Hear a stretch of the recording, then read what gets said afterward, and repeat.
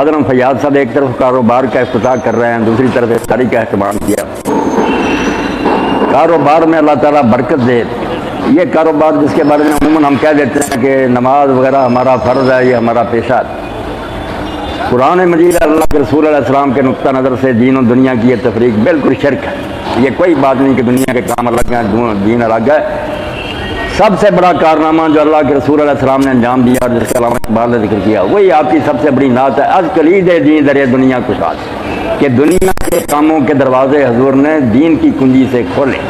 دنیا چھڑائی نہیں۔ ایسے بڑے رہبر آئے جنہوں نے لوگوں کو راہب بنا دیا، بھکشو بنا دیا، غاروں میں لے گئے، جنگلوں میں، مگر ایسا رسول علیہ السلام جس نے کہا کہ دنیا کے کام پورے انہماک اور دلچسپی اور سرگرمی سے سر انجام، مگر یہ کام کرتے ہوئے اپنے اداروں کا تقدس اسی طرح بحال رکھو جس طرح مسجد کا تقدس۔ مسجد میں جیسے تم جاتے ہو کس طرح داخل ہوں، وضو کیسے کریں، کیا وہ کام ہے جیسے وضو کی جگہ نماز خراب ہے، اسی طرح اپنے کاروبار کے بارے میں جو اللہ رسول نے ہدایتیں دی ہیں ان کا خیال رکھ کے کاروبار کرو۔ تو یہ دنیا کمانا نہیں، ابتغاء فضل اللہ، قرآن کا لفظ ہے اللہ کا فضل تلاش کر رہا ہے، اور اس کی قدر اللہ کا اتنی بڑی ہے کہ سورہ جمعہ میں آپ دیکھیں اللہ فرماتا جب اذان ہو جائے کاروبار کرو اور اللہ کے ذکر کی طرف بھاگاؤ، مگر جب نماز ختم ہو جائے فن تشرو فی الارض وابتغوا من فضل اللہ، بکھر جاؤ زمین میں اور اللہ کا فضل تلاش کرو۔ جیسے مسجد میں آئے تھے فرمایا اسی طرح پھیل جاؤ زمین میں اور جا کر روزی تلاش کرو، یہ اللہ نے تمہارے لیے فضل بکھیر دیا۔ اور سورہ المزمل میں ہم دیکھتے ہیں کہ پہلے اللہ کے رسول علیہ السلام اور آپ کے ساتھی آدھی رات، تہائی رات، دو تہائی رات جاتے تھے، نفل پڑھتے تھے۔ اللہ نے فرمایا مجھے علم ہے کہ تم میں سے بیمار بھی ہوں گے، جہاد کی فیصلہ بھی کریں گے، اور تیسری کیٹیگری یہ فرمائی جو فیاض اور آپ کر رہے ہیں کہ کچھ لوگ ہوں گے وآخرون یبتغون من فضل اللہ، وہ روزی تلاش کریں گے۔ روزی تلاش کرنے والے مجاہد اور بیمار، ان تینوں کا خیال کر کے اللہ نے فرمایا اب اتنی لمبی نماز پڑھنے کی ضرورت نہیں، فقرأوا ما تيسر منه، آسانی سے جو ہو جائے وہ پڑھ لو تہجد، مگر یہ کام اہم ہے جہاد کا، بیماروں کی خبرگیری کا اور روزی تلاش کرنے کا۔ تو یہ روزی تلاش کرنا بالکل اتنا دینی کام ہے کہ اللہ کے رسول علیہ السلام نے اس کی فضیلت میں فرمایا تاجر الصدوق الامین،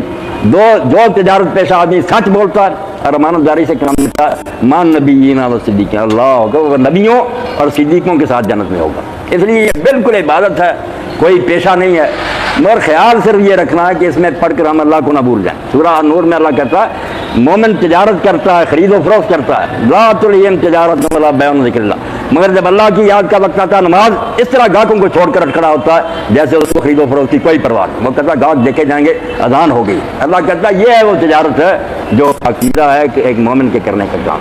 صرف ایک بات یاد دلاؤں گا آپ کو کہ ہم نے اب افطاری کرنی ہے، میں اس کو عیاشی کہوں گا کہ کھائیں گے پیئیں گے طرح طرح کے کھانے، مگر یاد رکھنا چاہیے کہ اللہ کے رسول علیہ السلام نے 3 بار فرمایا واللہ لا یومن واللہ لا، اللہ کی قسم وہ مومن نہیں ہے، اس نے ایمان نہیں۔ بہت ڈر ہے کہ رسولہ کی بات تو ویسے ہی یقینی ہے، قسم کھا کر فرما رہے ہیں کہ اللہ کی قسم مومن نہیں۔ لوگوں نے فرمایا اللہ کے رسول کون ہے؟ فرمایا الذی یشبع وجار جائع الی جنبہ، جو خود پیٹ بھر کر کھاتا ہے اور اس کے پڑوس میں جو رہتا ہے وہ بیچارہ بھوکا ہے، مومن نہیں۔ اب اپنے آپ کا جائزہ لیں، ہم سارے کھاتے پیتوں گھروں سے ہیں، ماشاءاللہ افطاری کریں گے، طرح طرح کھانے ہوں گے، مگر کہاں وہ عمرو بن دینار رحمۃ اللہ علیہ کو لکھتے مولا علی قاری کہ سوکھے ٹکڑے نصیب ہوتے تھے، وہ بھی پانی میں وہ کر نمک چھڑک کر کھاتے تھے، اور پھر ہوتے تھے کہ مجھے ڈر ہے کہ یار ان ٹکڑوں میں بھی کسی غریب کا حق نہ ہو، کوئی ایسے بھی ہوں گے جن کو یہ بھی میسر نہیں، ان میں اگر مطالبہ کر لیا کہ یہ ٹکڑے کھاتا رہا مجھے یہ بھی ملے۔ تو اسی پر میں بات ختم کرتا ہوں۔ میں نے خطبوں میں بھی کہا کہ بھائی جو افطاری کا مقصد تھا نا وہ تو تھا کہ آپ غریبوں اور مسکینوں کو دیں، وہ اپنے گھروں میں پکائیں کھائیں۔